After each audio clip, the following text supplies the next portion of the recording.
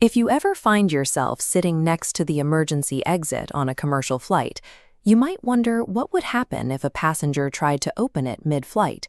Even if the strongest person in the cabin grabbed that handle, the door would not budge. At 30,000 feet, the atmospheric pressure seals it shut. Yet there is one recorded instance in aviation history where a passenger successfully opened an airliner door at altitude, stepped out, and vanished. The man used the alias Dan Cooper. His escape forced a physical redesign of commercial aircraft that dictates how you fly today. On November 24, 1971, Northwest Orient Flight 305 boarded in Portland, Oregon. It was a routine 30-minute trip to Seattle. A man in a dark suit, white shirt, and black tie took seat 18C.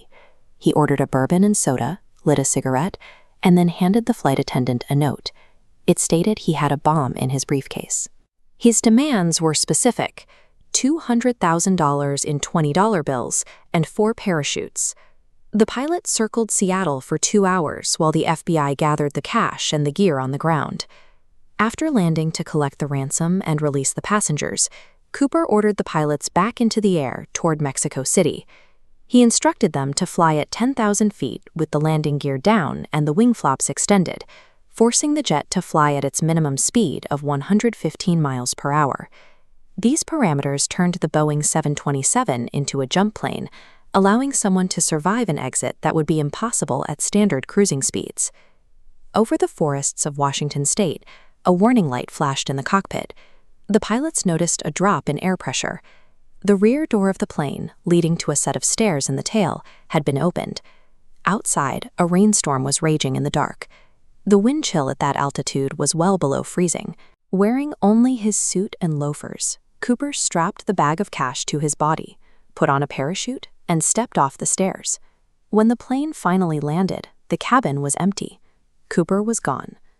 The FBI launched a massive search across the mountainous terrain of the Pacific Northwest, but they found no trace of the hijacker. Many investigators believe Cooper died that night.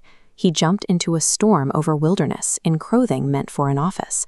Furthermore, one of the reserve parachutes he took was a dummy chute used for classroom training. It was sewn shut and could not open.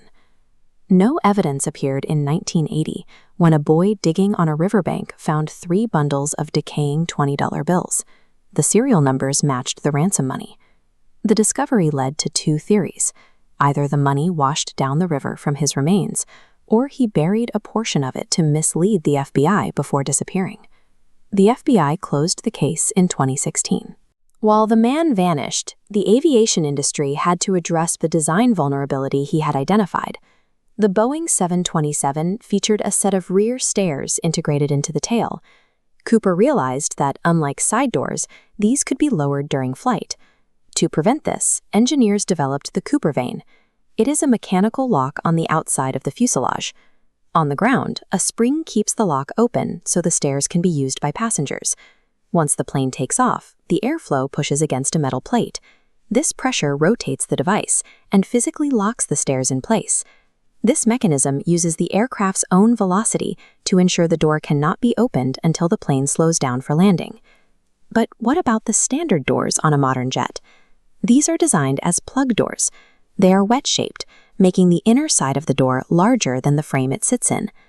At high altitudes, the cabin pressure is much higher than the air outside. This pressure difference pushes the door into its frame like a cork. To open it, you would have to pull the door inward against thousands of pounds of force. You can rest your head against the wall knowing that the laws of physics and a lock born from a 1971 heist are keeping the cabin sealed. Did Cooper survive or underestimate the jump? Tell us what you think in the comments, and subscribe for more stories on the science of how things work.